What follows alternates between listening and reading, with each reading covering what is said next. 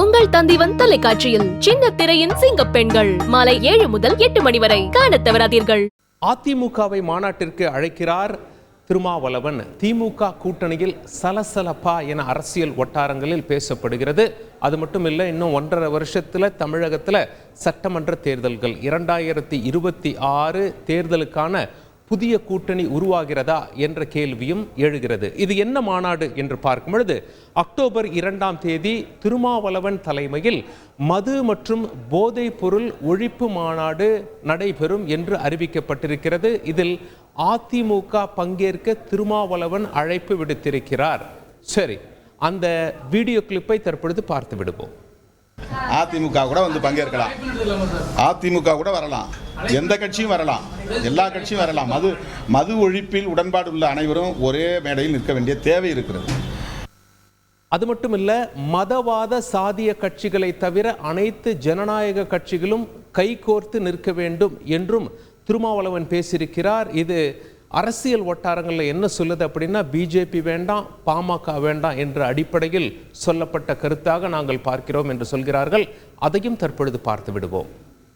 மக்களுடைய பிரச்சனைக்காக நாங்கள் எந்த சக்திகளோடும் எக்ஸப்ட் மதவாத சாதியவாத சக்திகளை விட தவிர இதுலேயும் கூட அவங்களோட எங்களால் இணைய முடியாது. சாதிய போதைங்கிறது மது போதை விட மோசமானது, மத போதைங்கிறது போதைப் பொருள்களை விட கொக்கைனை விட ரொம்ப மோசமானது. அதனால் அதில் நாங்கள் சாதிய மதவாத சக்திகளை தவிர மற்ற எல்லா ஜனநாயக சக்திகளும் ஒரே மேடையில் நிற்க வேண்டிய தேவை இருக்கிறது. திமுக கூட்டணியில் சலசலப்பா, புதிய கூட்டணி உருவாகிறதா என்ற வாதத்தை முன்வைப்பவர்கள் ஒரு சில கேள்விகளை முன்வைக்கிறார்கள். கேள்வி 1, ஏற்கனவே திமுகவில் அங்கம் வகிக்கிறது விசிக. அப்படி இருக்கும் பொழுது யாரை எதிர்த்து இந்த மாநாடு? திமுக அரசை எதிர்த்துதான் இந்த மாநாடு. இதுவே கூட்டணியில் ஒரு சலசலப்பாக தெரியவில்லையா என்ற கேள்வி முன்வைக்கப்படுகிறது. 2016 திமுக கொடுத்த வாக்குறுதியில் மது ஒழிப்பும் ஒன்று, அதை ஏன் திமுக செய்யவில்லை என்ற கேள்வியை எழுப்பி தற்பொழுது இந்த மாநாடு நடைபெறவிருக்கிறது என்று சொல்லப்படுகிறது. சரி, கேள்வி 2, அதாவது அதிமுகவை அழைத்தது ஏன் என்ற கேள்வி முன்வைக்கப்படுகிறது. அதிமுக ஆட்சி செய்த போது மது ஒழிப்பில் தீவிரம் காட்டிவிட்டார்களா என்றால் அதுவும் கிடையாது. அது விசிகாவே சொல்றாங்க, அதிமுகவும் ஆட்சி செஞ்சாங்க, ஆனால் மதுவை ஒழிக்கல. இன்னும் சொல்ல போனா கொரோனா நேரத்தில் இதற்கு ஒரு அருமையான வாய்ப்பு வந்தது.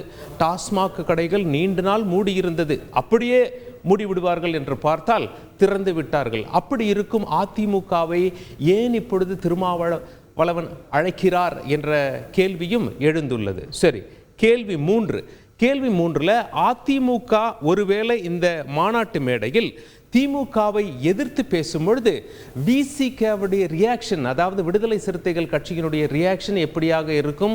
அதை ரசிப்பார்களா, அதை கண்டிப்பார்களா, இல்லை சம்பந்தமே இல்லாதது போல் பார்த்து கொண்டிருப்பார்களா என்றும் கேள்வி முன்வைக்கப்படுகிறது.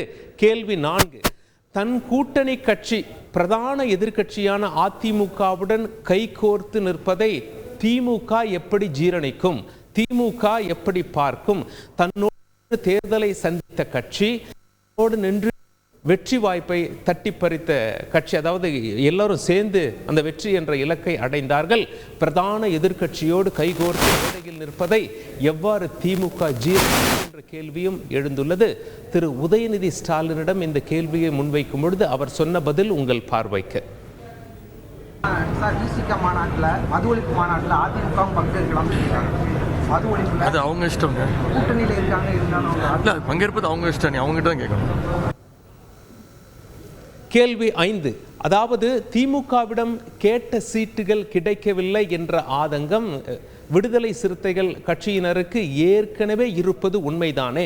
அந்த வகையில் ஒருவேளை புதிய கூட்டணி அதிமுகவுடன் உருவானால் அதிகமாக சீட்டுகளை கேட்டு பெறலாம் என்ற அடிப்படையில் விசிக காய் நகர்த்துகிறார்களா என்ற கேள்வியும் முன்வைக்கப்படுகிறது. அது மட்டுமில்லை, அந்த கூட்டணியை பொறுத்தவரை கேள்வி 6 எழுகிறது. அதாவது பாஜக மற்றும் பாமக வந்துவிட வேண்டாம் என்ற வகையில் பேசியது மாநாட்டிற்கு மட்டும்தானா, அல்லது 2026 கூட்டணிக்கும் சேர்ந்ததா என்ற கேள்வி முன்வைக்கப்படுகிறது.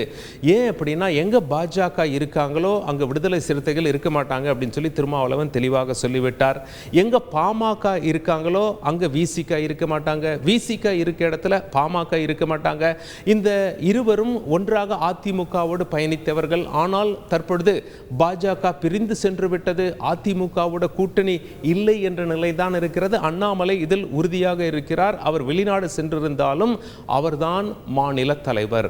அப்படி இருக்கும்போது அதிமுக பாஜகவோடு சேர வாய்ப்பே இல்லை, இன்னும் 1.5 வருஷம் தான் இருக்கு என்ற அடிப்படையில் விசிக அதிமுகவோடு இணைந்து பயணிக்க விரும்புகிறதா என்ற கேள்வியை அரசியல் தளத்தில் முன்வைக்கிறார்கள். விசிகவிற்கு ஏற்றவாறே அதிமுக தனியாக நிற்கிறது, பாஜக பாமக மற்றொரு பக்கம் சென்று விட்டது. சரி, அடுத்த கேள்வி. விஜயின் முதல் மாநாட்டிற்கு வாழ்த்து தெரிவித்துள்ளார் திருமாவளவன். கூட்டணிக்கான அடித்தளமா இது என்றும் பேசப்படுகிறது. அந்த காட்சிகளை பார்த்து விடுவோம். நான் வாழ்த்துக்கள் ஏற்கனவே பலமுறை சொல்லிட்டேன், மீண்டும் சொல்லுகிறேன். அவருடைய மாநாடு வெற்றிகரமாக அமைய வேண்டும். அந்த மாநாடு என்பது அவருடைய கொள்கை கோட்பாடு குறித்த பிரகடனம் செய்யக்கூடிய ஒரு மாநாடாக இருக்கும் என்று எதிர்பார்க்கப்படுகிறது. அவருக்கு என்னுடைய வாழ்த்துக்கள். சென்ற சட்டமன்ற தேர்தல்களை பார்க்கும் பொழுது, அதாவது சீட்டின் அடிப்படையில் திமுக 2 மடங்கு அதிகமாக சீட்டுகளை அள்ளி ஆட்சி கட்டிலில் அமர்ந்திருக்கிறதே தவிர வாக்கு சதவிகிதம் என்று பார்க்கும் பொழுது அதிமுக கூட்டணிக்கும் திமுகவிற்கும் கொஞ்சம் தான் வித்தியாசம். குறிப்பாக திமுக மட்டும் 38% வாக்குகள் வாங்கியிருக்காங்க, அதிமுக மட்டும் 33% வாக்குகள் வாங்கியிருக்காங்க. திமுக கூட்டணியில் இருக்கக்கூடிய காங்கிரஸ் கட்சி 4%, விசிக 1%, நாம் தமிழர் அவங்க எப்பவுமே தனியாக தேர்தலை சந்திப்பது வழக்கம். சீட்டுகள் எதுவும் பெருசாக வெற்றி பெறலை அப்படின்னாலும் 7% வாக்குகளை கையில் வைத்திருக்கிறார்கள். அடுத்த கேள்வி என்ன எழுது அப்படின்னா, வருகின்ற சட்டமன்ற தேர்தலில் விஜய் யார் பக்கம்? தனித்து நிற்பாரா? தனித்து நிற்ந்தால் சிஎம்மாக ஆகக்கூடிய ஸ்கோப் தற்பொழுது இல்லை என்று தெரிந்தும் அவர் அதை செய்வாரா? எத்தனை சதவீதம் வாக்குகள் இருக்கு என்பதை டெஸ்ட் செய்வாரா? அல்லது ஏதாவது ஒரு கட்சியோடு கூட்டணி வைத்து ஆட்சியில் இருப்பது, ஒரு உயர் பதவியை பெறுவது, இதுபோல எண்ணத்தில் அவர் செயல்படுவாரா? தனித்து நிற்பாரா? கூட்டணி வைப்பாரா? கூட்டணி வைத்தால் எந்த அணியோடு கூட்டணி வைப்பார் என்ற பிரதான கேள்வி எழுகிறது. அது மட்டும் இல்லை, சீமான் வழக்கம் போல தனித்து நிற்பாரா அல்லது தன்னுடைய 7% வாக்கு வங்கியை ஏதாவது ஒரு கட்சிக்கு கொடுத்து அந்த கட்சியை வெற்றி கூட்டணியாக மாற்றுவாரா? இதுபோல் அரசியல் தளத்தில் பல கருத்துக்கள் முன்வைக்கப்பட்டு வருகின்றன. அக்டோபர் 2ஆம் தேதி அடுத்த கட்ட மிகப்பெரிய சலசலப்பு ஏற்படலாம் என்று தெரிகிறது. அதிமுக நிச்சயம் விசிகவினுடைய அழைப்பை ஏற்க அதிக வாய்ப்பு இருப்பதாக அதிமுக வட்டாரங்கள் தெரிவிக்கின்றன. எனினும் அதிமுக தலைமைதான் முடிவு செய்து அதிகாரப்பூர்வமாக அறிவிப்பார்கள். விசிகவுடன் கைகோர்ப்பார்களா? இந்த கைகோர்ப்பது அக்டோபர் 2ஓடு முடிந்து விடுமா அல்லது வருகின்ற சட்டமன்ற தேர்தலிலும் தொடருமா என்று. உங்கள் தந்திவன் தொலைக்காட்சியில் சின்ன திரையின் சிங்கப்பெண்கள் மாலை 7 முதல் 8 மணி வரை காணத் தவறாதீர்கள்.